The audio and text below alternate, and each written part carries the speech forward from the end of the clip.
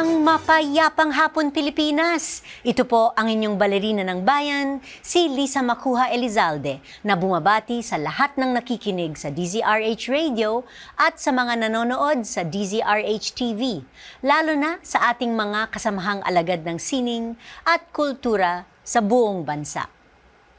Huling linggo ng Pebrero at magtatapos na din ang ating taunang pagdiriwang ng National Arts Month. At bilang last hurrah sa pakikiisa ng ating programa sa selebrasyong ito, kasama natin sa hapong ito ang isang multidisciplined artist na may adhikaing turuan at ipamahagi sa mga kabataan ang kasiyahan ng paglikha ng sining sa iba't ibang anyo nito, tulad ng children's book illustration at animation, kasama na din ang painting, sculpture, digital art, at clay work. Kaya't huwag kayong aalis. Sa aming pagbabalik, samahan ninyo kami sa kalahating oras ng masayang kwentuhan kasama ang multi-talented and multi-awarded visual artist na si Pepot Atienza. Magbabalik ang Art to Art pagkatapos ng ilang paalala. Programang hatid ay sining at kulturang para sa lahat. Magbabalik ang Art to Art.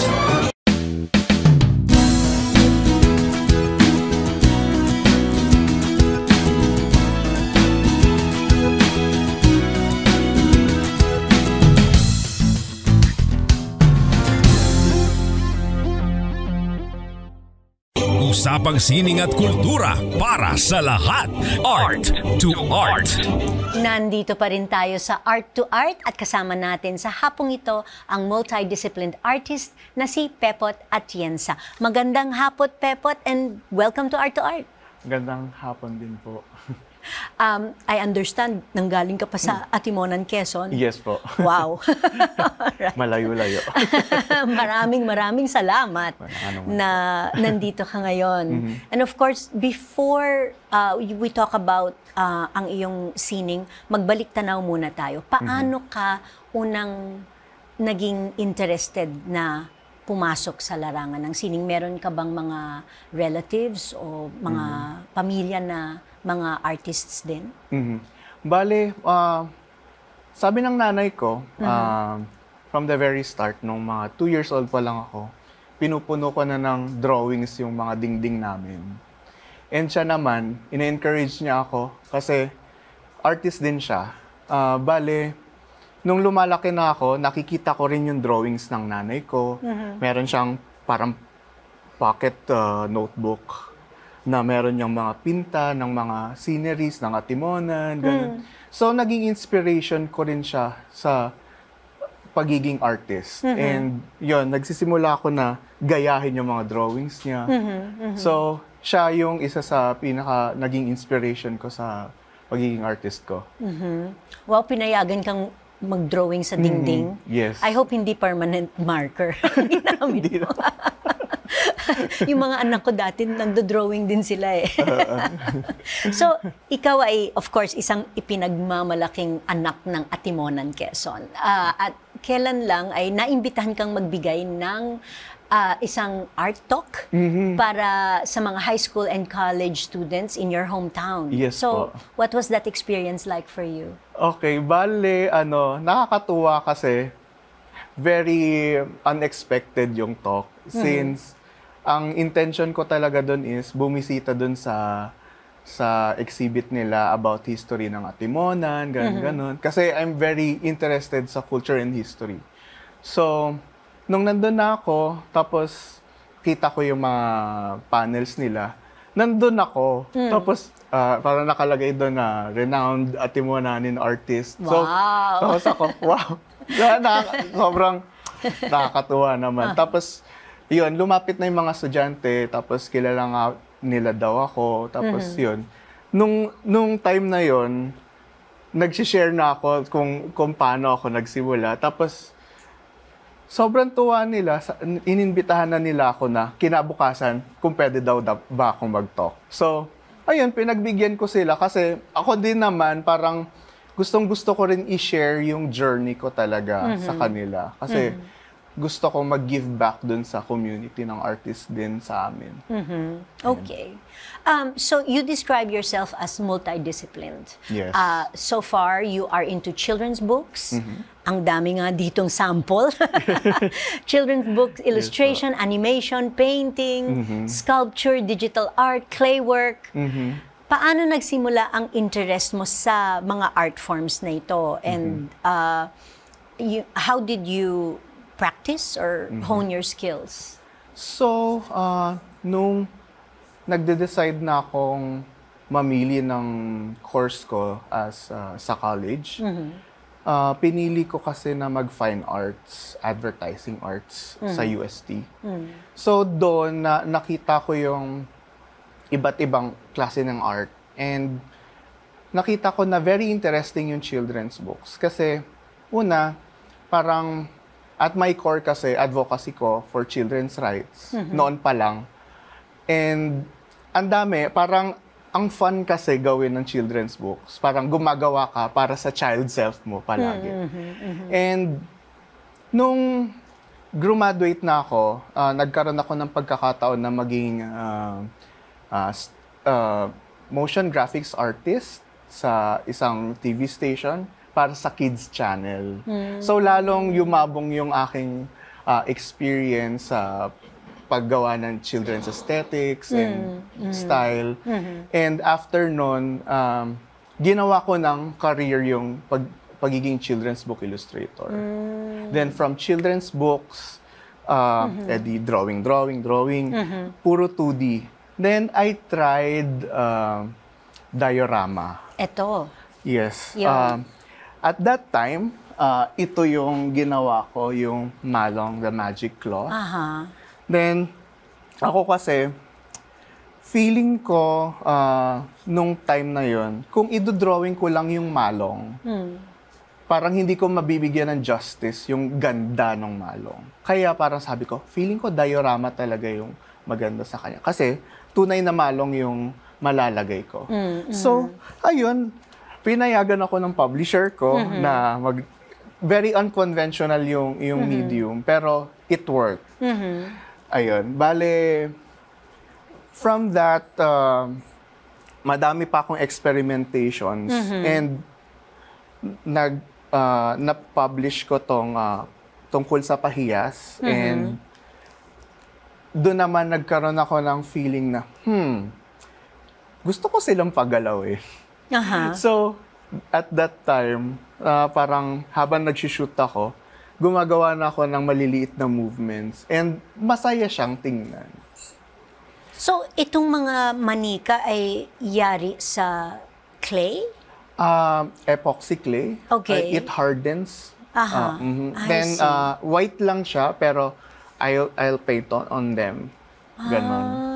So, talagang mabusisi. Kasi ang dami. Mabusisi nga. And magtatahi pa ako ng mga damit, o ganun. Wow. Labor of love. Labor of love nga. So, how long does it take you? Gaano katagal bago mabuo ang isang, halimbawa, ang isang pahiyas? Okay. Planting rainbow seeds. I mean, bawat pahina, isang diorama?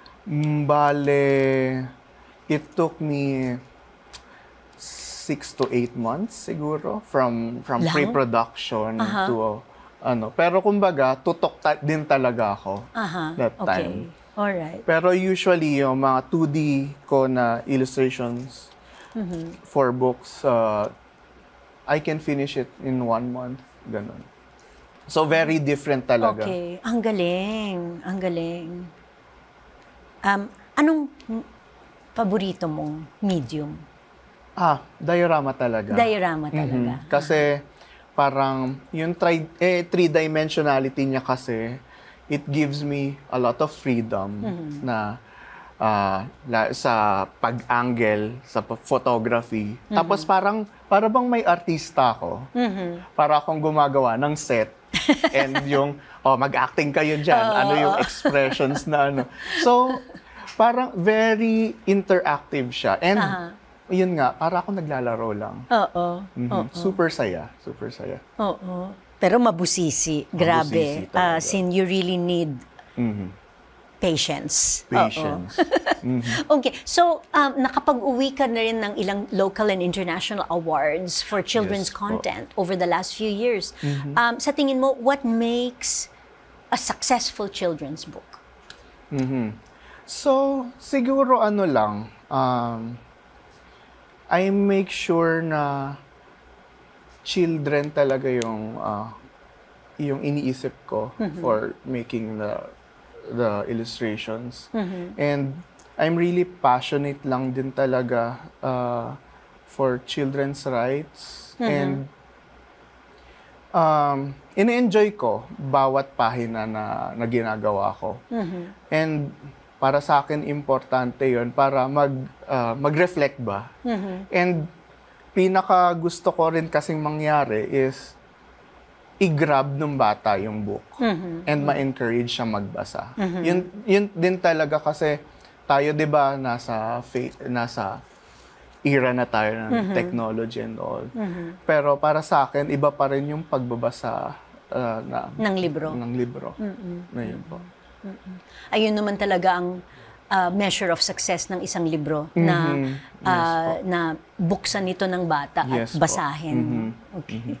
So, what would you consider after all of these different mediums, different publications, yung pinaka-memorable work so far?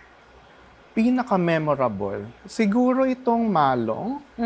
Kasi dinala niya ako kung saan-saan. Nung ginagawa ko yan, actually second book ko yan. So parang at that time, very uncertain pa kung ano magiging career ko sa children's books. Pero pinush ko lang.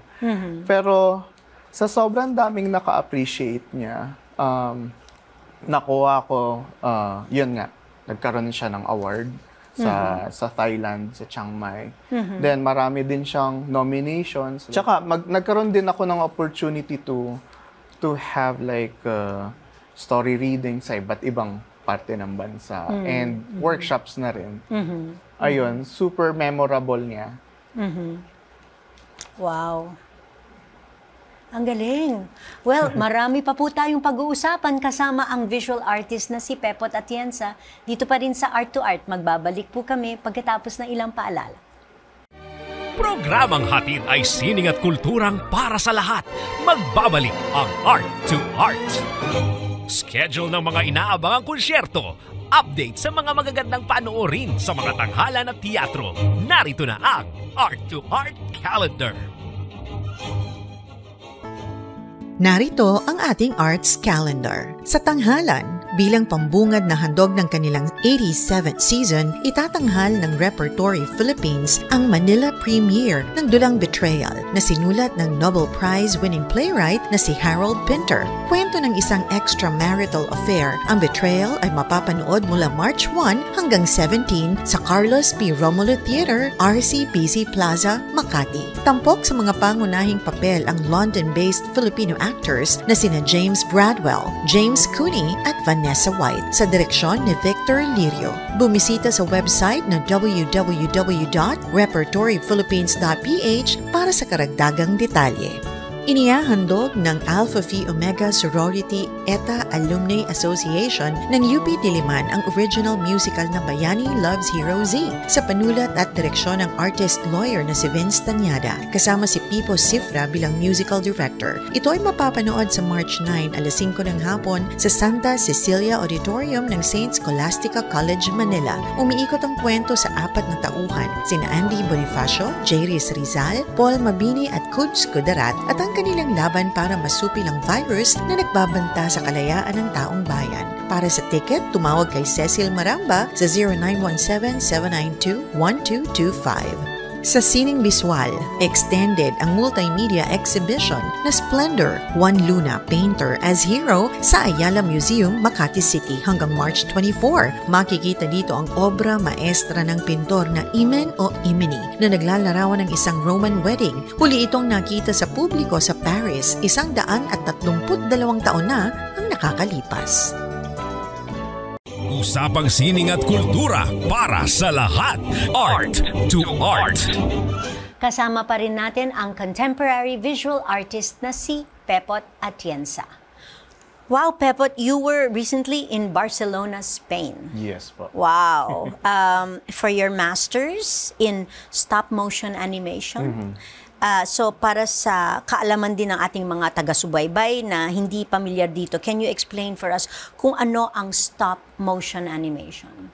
So, isa siyang style of animation na yung isang physical object like isang manika, you'll take a picture, then make a movement, then take a picture again hanggang makabuo siya ng animation. So, it's a very tedious kind of animation kasi you need to take in consideration of a lot of things like yung lighting, yung set, yung puppets. So, ayun, very, very special kind of animation siya.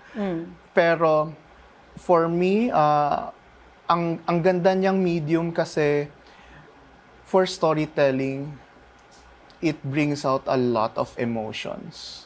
Lalo na kung you have the textures of live action in animation. It's parang nadadagdagan pa yung storytelling mo through that. Ayun po. Para ka na rin naglalaro din, ano? Yes. So, nalaman namin from your social media page and your stop-motion short film, Daisy, ay nakasama sa International Animated Film Festival of Catalonia para sa taong ito. Congratulations! Thank you wow, po. Tell us more about this project. So, lately, ayun, umiikot na nga po ngayon sa mga festivals yung short film namin na Daisy. So, ginawa namin siya para sa school namin, sa BAU. 3 po kami dun sa film, na estudyante na gumawa ng film. And Daisy is about a little girl na trap sa music box. So, visual metaphor siya for a lot of things. Pero in Philippine context, medyo dark yung topic na to. Pero it's about online sexual exploitation. So I wanted to highlight that in the story kasi we have that problem na medyo hindi na ha-highlight sa atin and kailangan siya masolusyonan. So, parang para sa akin, I want to create a voice for the children na nakakaranas ng exploitation. Ayun. Then, ang ganda kasi nung stop-motion animation na pang-express ng story kasi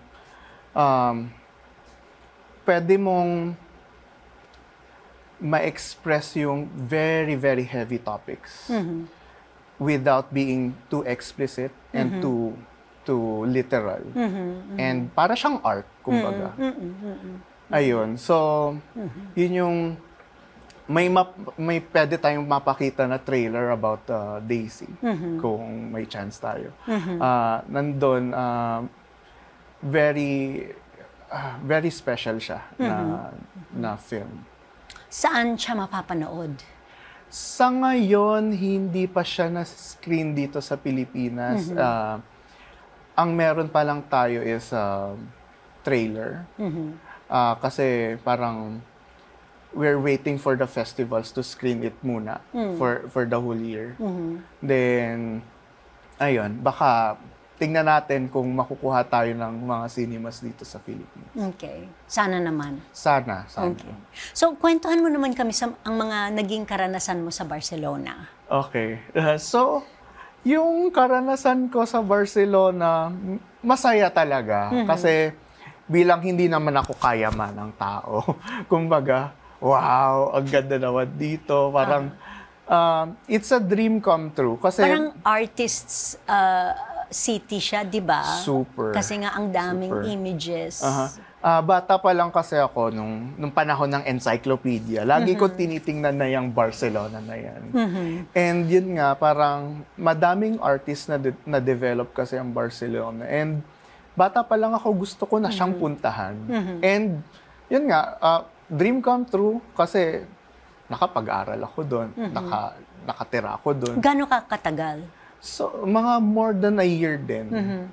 After ko ng school, I got the chance to have an internship sa isang stop motion company. Then after that, ni-absorb nila ako to do a feature film. Ayun, nasa puppet department ako nung company na yun. So, ayun, ongoing yung production, pero it will be screened, I think, 2025-2026 Okay. sa Spain. Alright. Ayun. Exciting. Exciting nga. Marami sa ating mga artists ngayon ang gumagamit ng, of course, social media and online shopping platforms to sell their artworks and all other art-related items. Meron ka din bang online gallery or online shopping site? And how do you promote and market your works? Meron akong social media account sa Facebook and Instagram. It's called Pepot Art. Pepot Art. Okay. And also sa Instagram, Pepot Art din siya. So very random yung nakalagay doon. Minsan, yes, I sell my artworks there. Pero mostly para siyang yung classic style ng blogging. Like I'm sharing what I'm doing sa art journey ko. Kung ano na yung developments. Katulad nga nung last time, bigla na lang ako nagkaroon ng art talk. So, nagkaroon na ako rin ng following around 10,000 na rin. And I call them Pepoteers. Oh. Ayun. So, super, ang saya rin na magkaroon ka ng very organic following. Kasi minsan may mamimit ka, tapos sasabihin nila follower mo sila, gano'n. Tapos, yun, at saka mostly yung, limbawa, mga bata, merong mag-approach sa'yo na, uy, paborito ko yung book mo, gano'n. Then, ayun, ang dami, yung mga medyo old naman na, parang sasabihin na, na-inspire ako sa book mo or sa works mo. Ayun, so, ganun yung pinaka-core nung social media ko. It's like to spread the joy of creativity din talaga. Okay. So, kamakailan lang nagbigay ka ng oras bilang volunteer tutor para sa isang literacy program na proyekto ng ATD Fourth World Philippines. Yes po. Kamusta ang iyong naging karanasan dito? So, bale, nung nasa Spain ako, nakikita ko na yung ATD World Fourth Philippines. And parang sabi ko, gusto ko talagang makapag-volunteer. And since nga nasa linya na rin ako ng children's books, very important sa akin yung literacy ng children. So, sa ATD kasi, ang nila is matulungan yung mga batang no read, no write talaga na makapagbasa. Ang ganda nga ng programa nila kasi very sustainable. Every Saturday, tututukan nila yung mga bata until makabasa talaga sila. So, pagdating ko ng Pilipinas, galing Spain, after a week, ayun, nag-volunteer na ako agad. And it was really fulfilling kasi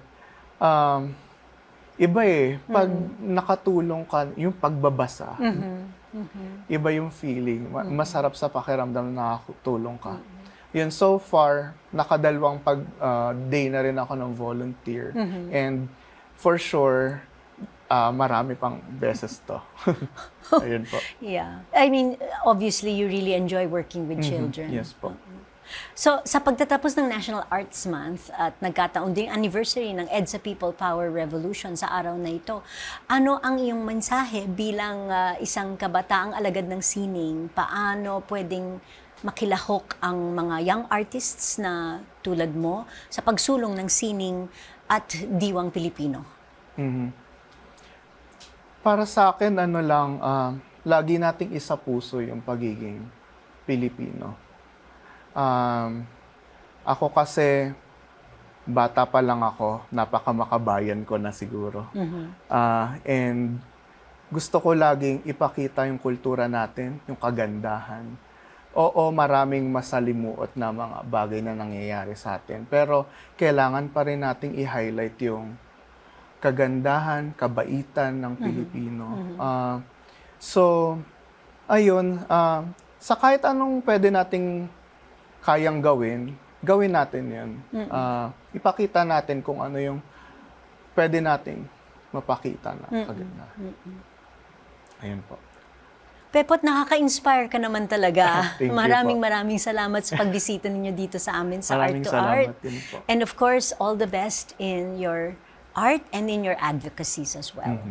Salamat po. Hanggang sa susunod na linggo, samahan ninyo kami ulit dito sa Art to Art, kung saan ang usapang sining at kultura ay para sa lahat. Ito po ang inyong balerina ng bayan, si Lisa Macuja Elizalde, nagpupugay sa artistang Pilipino.